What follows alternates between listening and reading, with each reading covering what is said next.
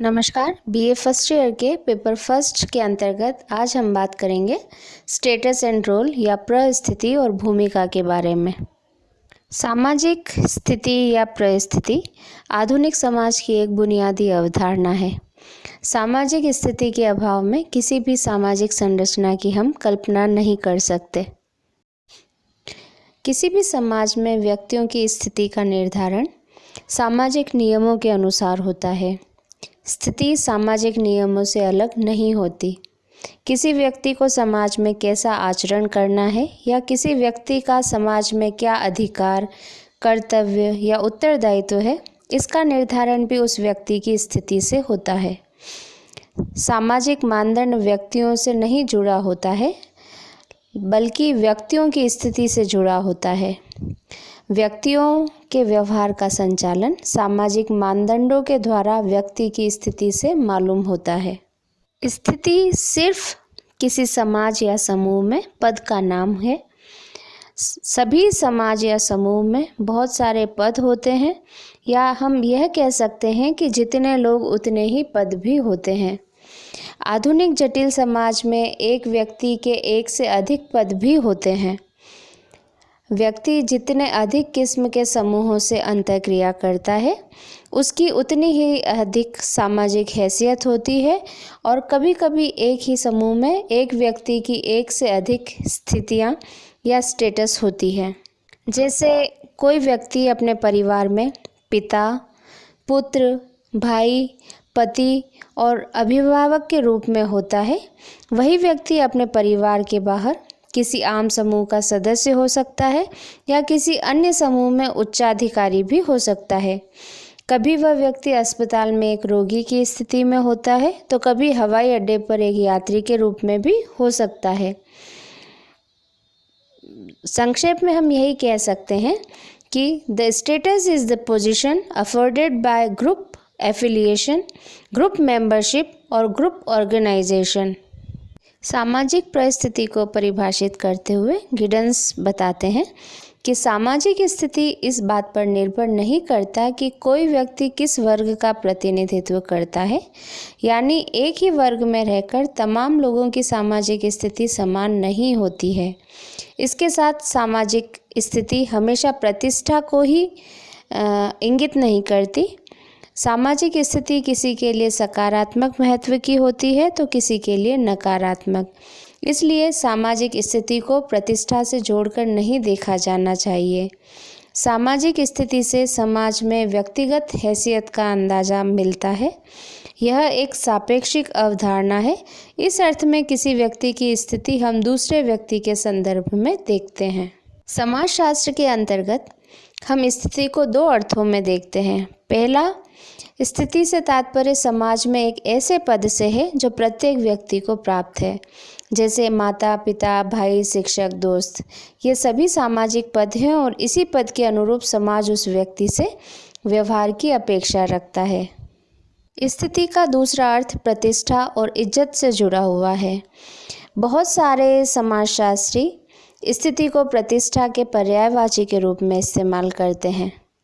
समाजशास्त्री J.H. फिक्टर ने बताया है कि समाज में व्यक्तियों की स्थिति दो स्रोतों से निर्धारित होती है। पहला है आरोपित और दूसरा अर्जित।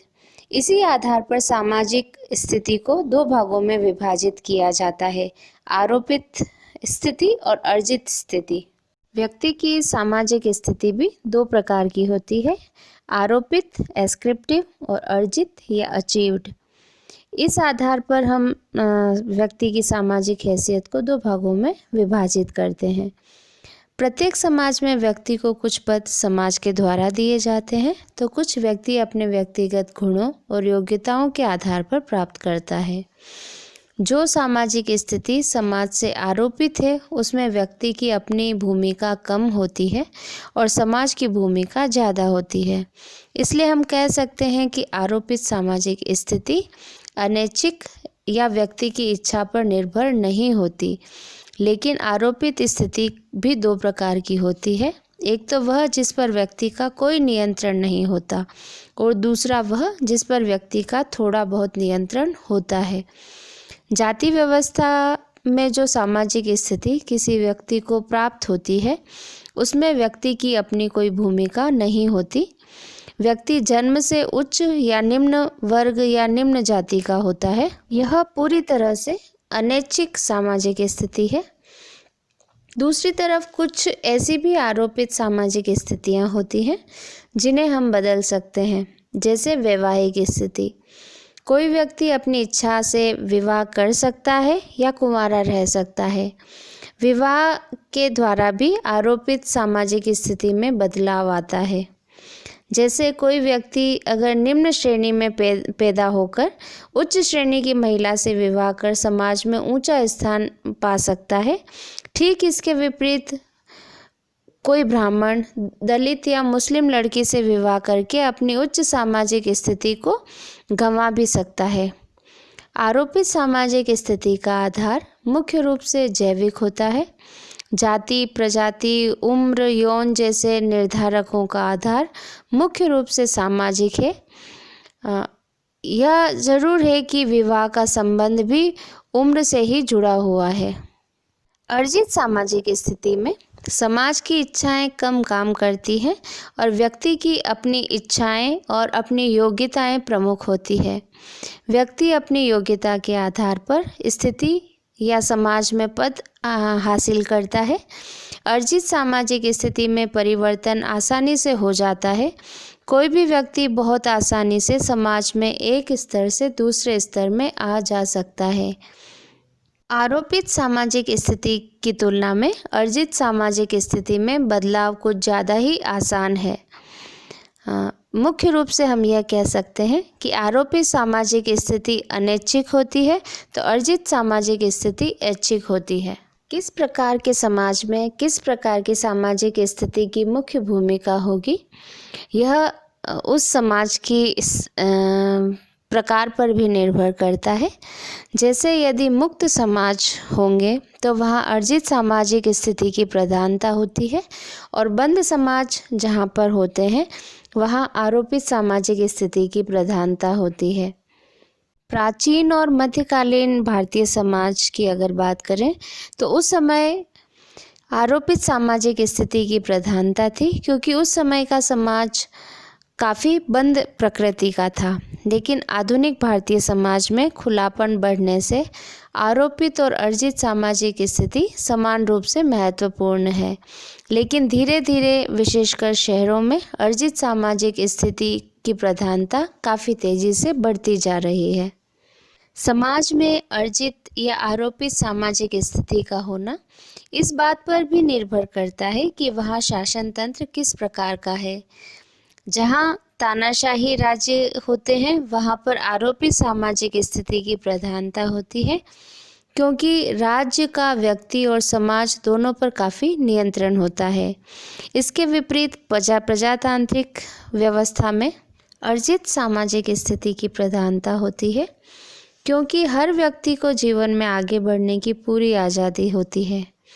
लेकिन कोई भी समाज पूरी तरह से न तो आरोपित सामाजिक स्थिति और न ही पूरी तरह अर्जित सामाजिक स्थिति से चल सकता है। दोनों प्रकार की सामाजिक स्थिति विश्व के हर समाज में देखने को मिलती है।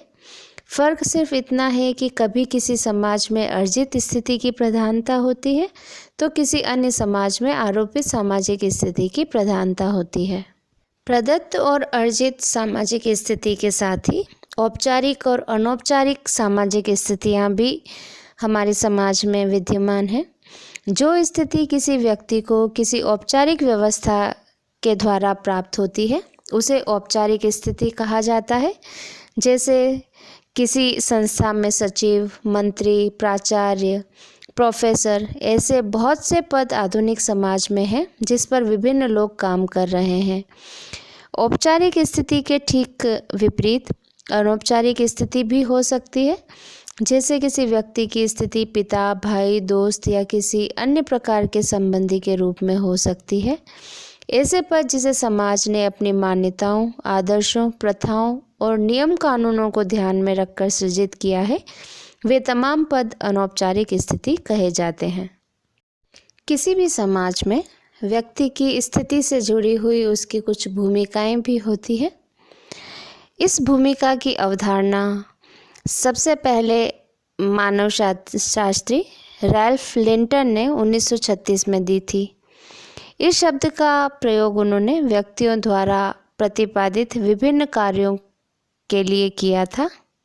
उन्होंने बताया कि प्रत्येक व्यक्ति का समाज में एक अपना अलग स्थान या पद होता है और उस पद के अनुरूप जो वह कार्य करता है उसे ही भूमिका या फर्ज कहा जाता है। जैसे कोई व्यक्ति परिवार में किसी का भाई है तो किसी का पिता भी। वह व्यक्ति जो भाई या पिता के रूप में परिवार में काम करता है वही उसकी भूमिका है। किसी पद के अनुरूप व्यक्ति जो व्यवहार करता है उसे ही उसकी भूमिका कहा जाता है। जैसे किसी व्यक्ति का किसी विश्वविद्यालय या कॉलेज में प्रोफेसर होना उसका स्टेटस या स्थिति कहा जाएगा, और वह व्यक्ति जो प्रोफेसर की हैसियत से पढ़ा रहे हैं या परीक्षक का कार्य कर रहे हैं वह उनकी भूमिका कहलाएगी। व्यक्तियों के द्वारा जितने भी प्रकार के कार्य किए जाते हैं वे सब उनकी भूमिका की श्रेणी में नहीं रखे जा सकते। चोरी डकैती एक प्रकार का कार्य है लेकिन वह भूमिका नहीं है, यह एक सामान्य कार्य है। हम उसी कार्य को भूमिका मानते हैं जो कोई व्यक्ति सामाजिक नियम कानूनों और आदर्शों को ध्यान में रखकर करता है। माता पिता के द्वारा बच्चों को प्यार करना एक सामाजिक भूमिका है, लेकिन अपने माता पिता का अपमान करना भूमिका नहीं है। दूसरी तरफ अपने हक के लिए झगड़ा या संघर्ष करना एक प्रकार की भूमिका है, क्योंकि सामाजिक मान्यताएं यह कहती हैं कि हमें अपने हक के लिए विरोध या संघर्ष करना चाहिए। ब्लूम और सेल्जनिक ने भूमिका को स्पष्ट करते हुए कहा है कि भूमिका व्यक्तियों के व्यवहार की एक प्रणाली का नाम है। कोई व्यक्ति पिता, शिक्षक, ग्राहक या समाज सुधारक के रूप में जो कार्य करता है वही उसकी भूमिका कही जाती है।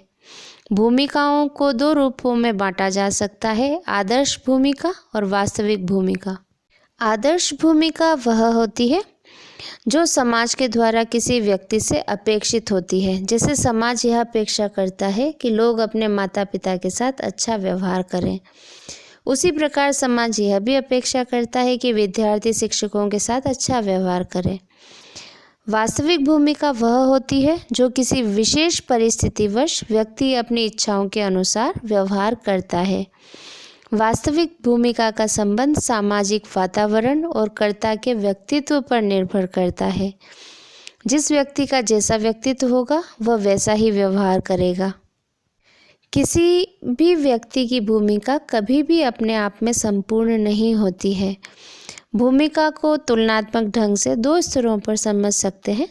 जैसे किसी व्यक्ति की भूमिका को हम समान स्थिति वाले व्यक्ति की भूमिका से तुलना करके समझ सकते हैं, या उस व्यक्ति विशेष की अपनी स्थिति को ध्यान में रखकर भी समझ सकते हैं।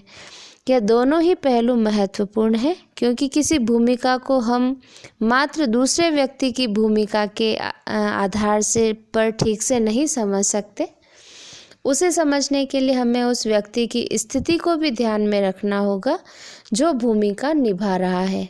जैसे किसी मुख्यमंत्री की भूमिका को हम दूसरे मुख्यमंत्री की भूमिका के आधार पर नहीं समझ सकते, बल्कि उस मुख्यमंत्री की अपनी स्थिति के संदर्भ में भी समझने का हमें प्रयास करना पड़ेगा। जब भी कोई व्यक्ति किसी भी रूप में अपनी भूमिका को निभाता है तो वह दूसरे की भूमिका को ध्यान में रखकर ही ऐसा करता है। एक की भूमिका दूसरे व्यक्ति की भूमिका से जुड़ी होती है। जैसे डॉक्टर की भूमिका का संबंध रोगी की भूमिका से है। यदि किसी व्यक्ति को कोई रोग नहीं है तो उस व्यक्ति के संदर्भ में डॉक्टर की कोई भूमिका ही नहीं होती। इसलिए भूमिका के साथ हमेशा भूमिका ग्रहण या रोल टेकिंग की बात होती है।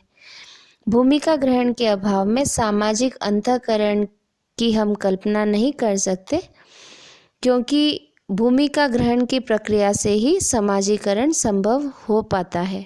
इसी के साथ आज का ये वीडियो हम यही समाप्त करते हैं। इससे आगे हम अगले वीडियो में बात करेंगे। तब तक के लिए धन्यवाद।